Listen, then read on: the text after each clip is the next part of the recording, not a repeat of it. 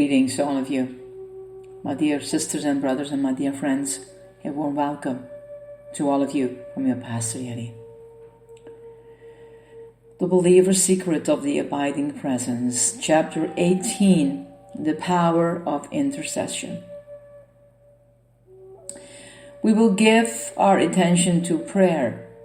The church was earnestly praying to God for him. Acts 6, 4 and 12, 5. We must pray for and believe in the unlimited power of united intercession.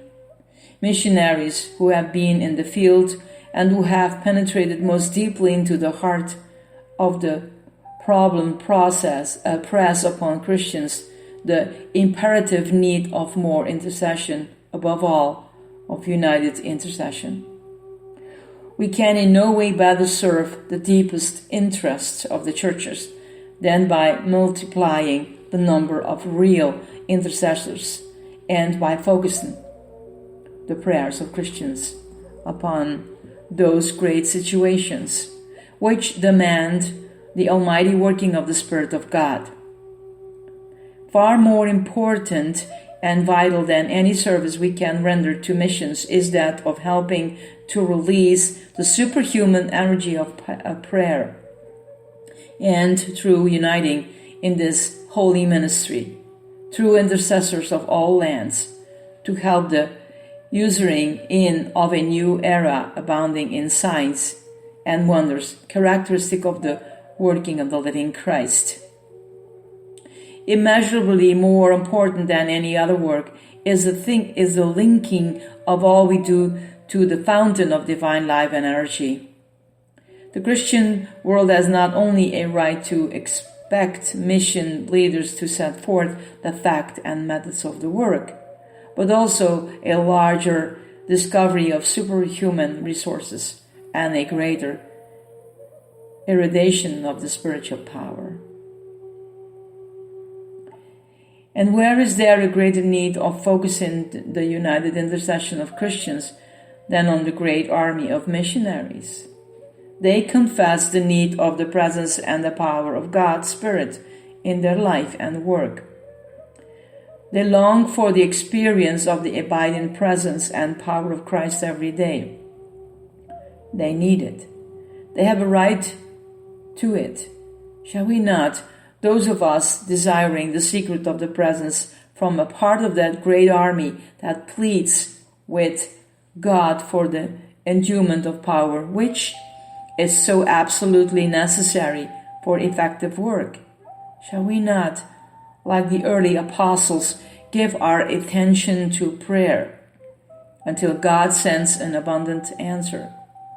As we give ourselves continually to prayer, the power of the promise, and surely I will be with you always, will be proved in our lives. The practice of the presence of God. We have a God who is infinitely gracious and knows all our needs. He will come in His own time and when you least expect it. Hope in Him more than ever. Thank Him for the favors He does for you, particularly for the fortitude and patience which He gives you in your afflictions. They are a plain mark of His care for you. Comfort yourself with Him and give thanks for all. The Spirit can give you a good disposition and a good will. Afflictions with God's sense can prove a wholesome remedy to your character defects and encourage you to put all your trust in God, who goes with you everywhere. Think of God as often as you can, especially in the greatest dangers. Lifting your heart to Him will suffice. A little remembering of God, one act of inward worship, though in the midst of the battle, your prayers, however short, are very acceptable to God. Such prayers will fortify soldiers' courage in occasions of danger. Thank God for everything as completely as you can. Repeat often in the day the small but holy exercises of eternal adoration. Think of God as often as you can, especially if you are a soldier who is daily exposed to the dangers of life. God will assist you and your entire family. Pray with me. Dear God, thank you for calling me to be a soldier in the army of your Son, Jesus Christ. Thank you for calling me to do battle against the principalities and powers that seek to destroy your kingdom and people everywhere. Thank you for calling me to pray on behalf of missionaries around the world. Thank you for promising that my prayers in their behalf will make a difference in the spiritual battle. But help me to love my enemies as I do battle, so I might further to eventual triumph of your love. Amen. We need to give our prayers to this world.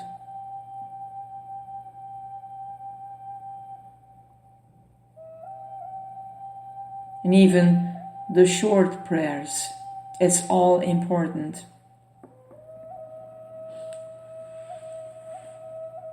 It's better to use less of words and to be the full 100% in those words than praying a long prayer where you feel that you have to pray.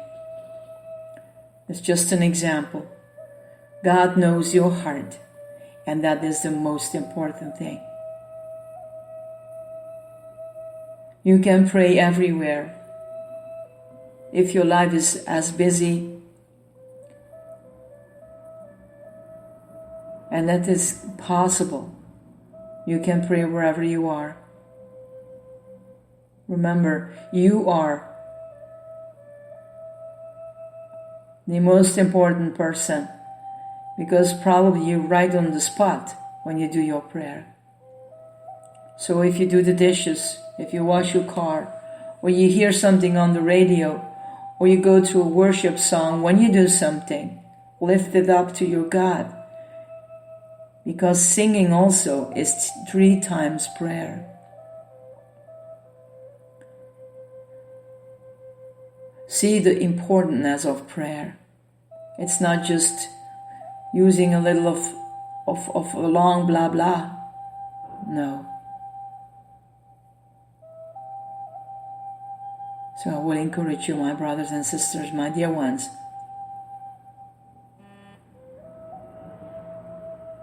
Pray. Because we need your prayers. I need your prayers. Because we know from our heart that we have to face spiritual battles.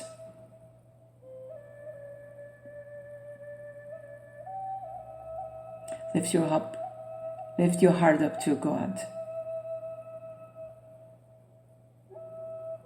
and give Him the desires and the longings from your heart.